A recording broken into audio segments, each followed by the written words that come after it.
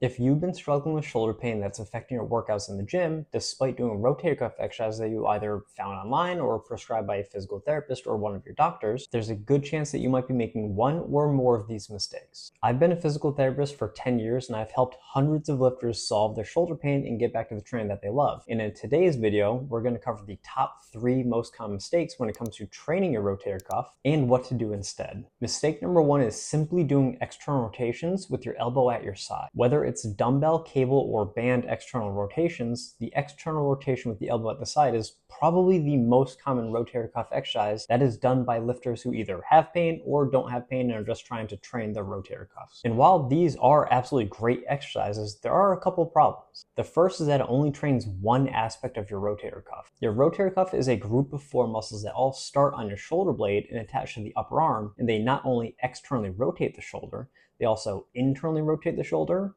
abduct the shoulder, and help stabilize the shoulder in all activities like benching, overhead pressing, and snatching. So when you're dealing with shoulder pain, it's a really good idea to have one exercise in your program that covers each of these categories. And that's typically what I do with my own clients. We'll choose an exercise for external rotation, for internal rotation, for abduction, and an overall stability exercise, and program and progress them appropriately with the person's pain. The second issue with this type of exercise is that it only ever keeps your elbow at your side, which does not prepare you well for overhead lifting, which can be a really big impacted area for a lot of lifters with shoulder pain. Instead of just doing rotation work with your elbow at your side, it's important to slowly start bringing the elbow out away from the side over time as pain subsides and performance improves. Progressing to exercises like cable or band external and internal rotations in this 90-90 position are a really good idea, as well as incorporating more overhead type stability work such as half get-ups and kettlebell windmill options. Mistake number 2 is only performing rotator cuff exercises with high reps quite far from failure. While performing rotator cuff work for sets of 12, 15, or even 20 plus reps that are taken very far from failure, it might be the right thing to do in the beginning due to pain. You typically need to progress that over time if you want to get back to actual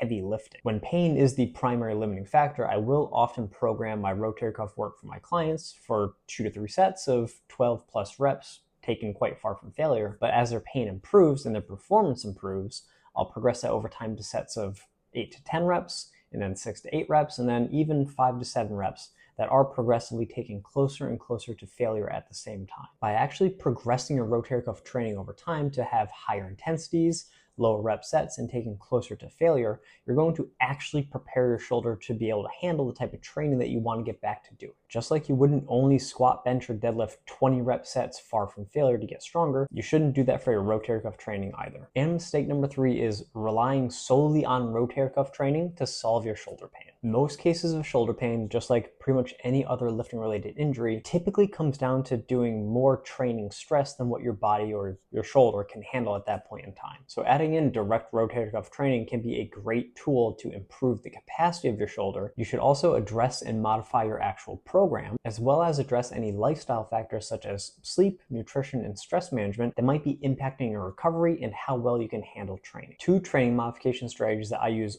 all the time with my clients are using slower tempos or partial ranges of motion for things like bench press and overhead press. Using partial ranges of motion can avoid the bottom position of the movement, such as the bottom of the bench or the bottom of the overhead press, which for most people with shoulder pain is the most aggravating part in the range of motion. And using slower tempos is going to force you to use a lot less weight for that given number of reps in that set, and therefore have a lot less likely of a chance to aggravate your shoulder pain. Using these training modifications in conjunction with rotator cuff exercises is what actually will get you the results that you're looking for. But I want to hear from you what injuries or issues in the gym you're dealing with so I can help you best.